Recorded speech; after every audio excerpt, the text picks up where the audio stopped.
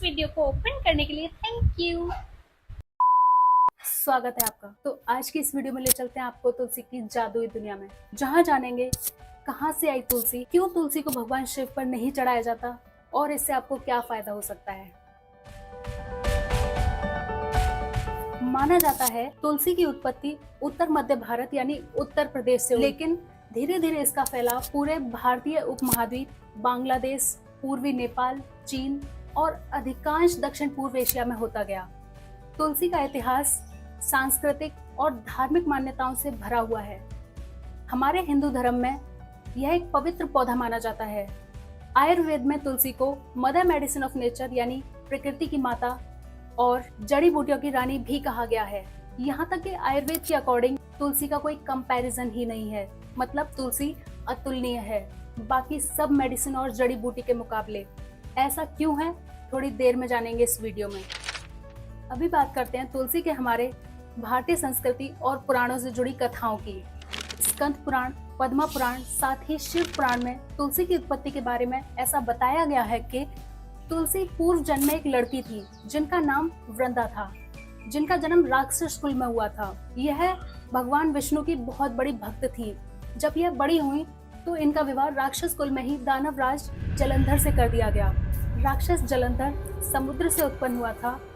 वृंदा बड़ी ही पतिव्रता स्त्री थी, वह अपने पति की सदा सेवा किया करती थी। एक बार देवताओं और दानवों में युद्ध हुआ। जब जलंधर युद्ध पर जाने लगा तो वृंदा ने कहा, स्वामी आप युद्ध पर जा रहे हैं, जब तक आप युद्ध पर रहेंगे पूजा में बैठकर मैं आपकी जीत के लिए प्रार्थना करूंगी। जब तक आप लौट नहीं आते मैं अपने व्रत का संकल्प नहीं छोड़ूंगी। जलंधर युद्ध में चला गया और वृंदा अपने व्रत का संकल्प लेकर पूजा में बैठ गई। उसके व्रत की वजह से देवता भी जलंधर को न हरा सके।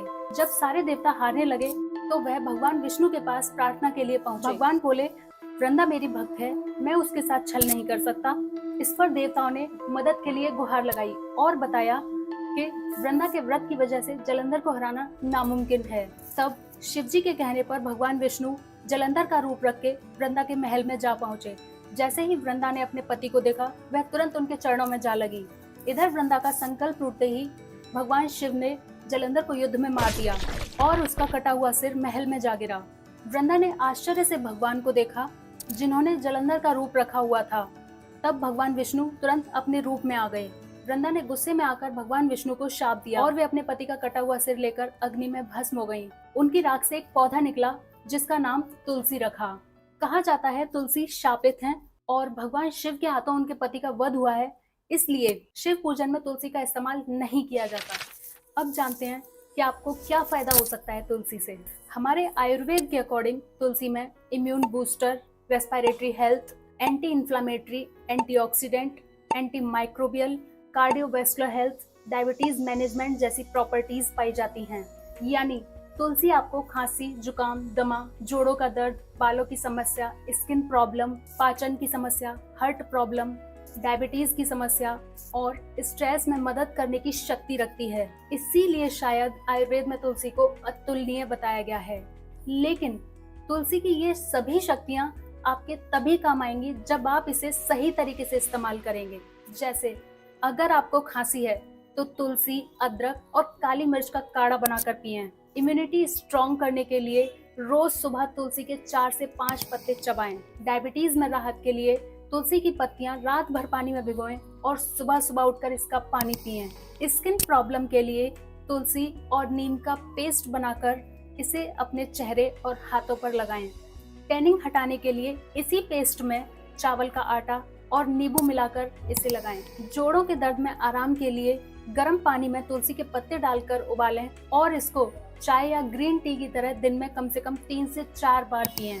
अच्छी हेयर ग्रोथ के लिए तुलसी की पत्तियों को पीसकर उसमें नारियल का तेल और त्रिफला पाउडर मिलाकर बालों में लगाएं। मोटापा कम करने के लिए सुबह सुबह तुलसी के पत्ते पानी में डालकर गर्म करके उसमें शहद मिलाकर पिएं। इन सभी होम रेमेडीज के अलावा भी तुलसी का इस्तेमाल और कई जगह किया जाता है। अगर आप मेरी सलाह माने तो तुलसी के 2 पत्ते रोज सुबह खाएं। आप सभी लोगों का शुक्रिया मेरे साथ तुलसी की इस दुनिया को थोड़ा सा जानने के लिए। अगर आपको ये वीडियो अच्छी लगी हो तो शेयर करें, सब्सक्राइब करें और अपना ख्याल रखें। मिलते हैं किसी और दिलचस्प दुनिया के साथ।